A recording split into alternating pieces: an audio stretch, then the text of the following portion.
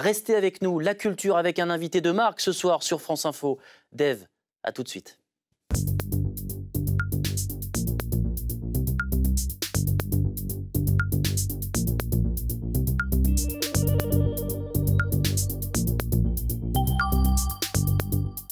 Bonsoir Dave. Bonsoir. Je suis très heureux de vous recevoir. Je vous reçois pour un livre qui est une autobiographie.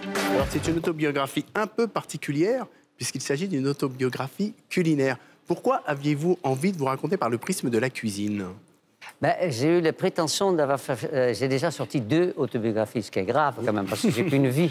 Ah oui, mais bon, allez donc, il y a plein de choses à raconter. Oui, les auditeurs m'en l'ont demandé. Et puis la première s'arrêtait à mon succès de Vanina. Et un autre éditeur a dit, je voudrais savoir la suite, comment on a vécu les problèmes qu'il y a eu dans les années 80, le retour, tout ça. Et puis là, pareil, c'est un éditeur... Enfin, non, moi, j'avais envie de faire un livre de recettes parce que je fais la cuisine en amateur depuis bientôt un demi-siècle. Oui. Mais je me prends pas pour un cuisinier professionnel.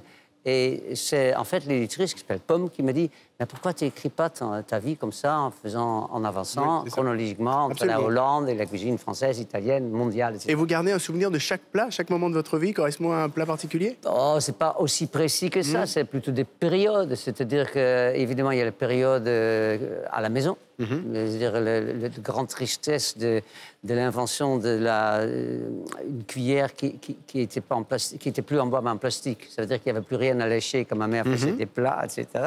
Donc, et après la cuisine hollandaise, qui est une cuisine de pommes de terre. Et après la France, sans argent au début, avec un peu d'argent après quand même. Donc, 3 millions d'albums vendus, hein, vous l'avez rappelé, le premier disque. Hein. 3 millions dans 18 mois. Aujourd'hui, c'est plus possible, je pense. Mais donc, tout ça, en effet, c'est des phases dans ma vie et que je regarde avec beaucoup de tendresse le passé, évidemment. Alors, on sent vraiment, oui, que c'est la cuisine de votre vie et que vous éprouvez vraiment un vrai plaisir à transmettre ce plaisir de bien manger que vous avez.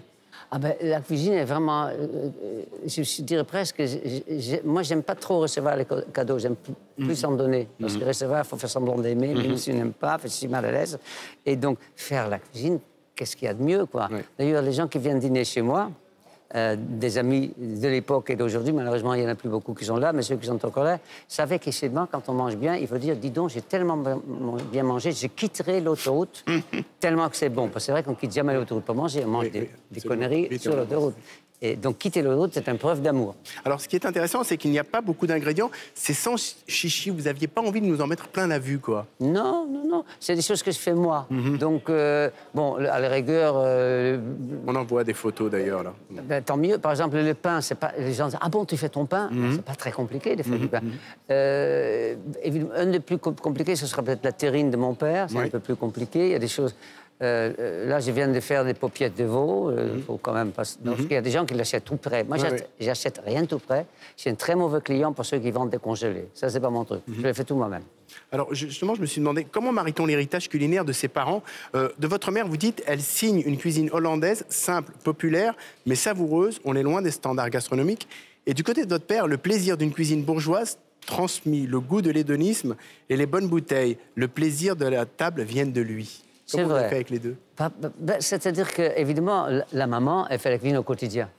Mon père était prof, mais comme on était 4 enfants, il donnait en plus des cours privés. Donc, il n'avait pas vraiment le temps de faire la cuisine. Mais pour les grandes fêtes, Noël, etc., c'est lui qui faisait... Comme il a vécu 6 mois à Montpellier, il avait donc été influencé par la cuisine française et aussi par le vin. Parce qu'à mon époque, dans les années 50-60, les Hollandais ne buvaient pas du vin, ils buvaient de la bière.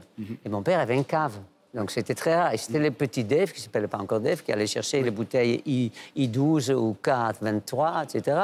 Et donc, un jour, dans un journal, j'avais déclaré, mon père m'a passé ça. Il m'appelait, il était triste, il dit, c'est tout. Je dis, mais papa, c'est énorme.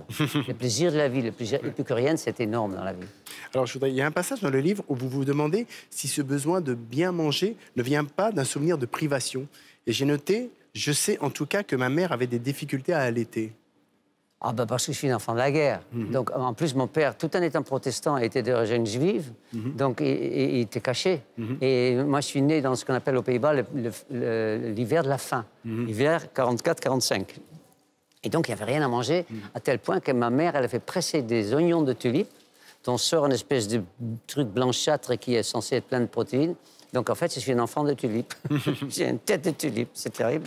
Alors, moi, je peux vous dire, Dave, que ce sont des recettes simple à faire, très bonne et simple. Et je vais vous montrer une photo, regardez. Vous allez peut-être reconnaître ce plat.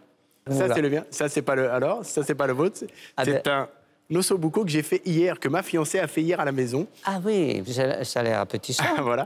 Et alors, vous n'êtes pas très dessert, et j'ai fait un dessert aussi, regardez-le.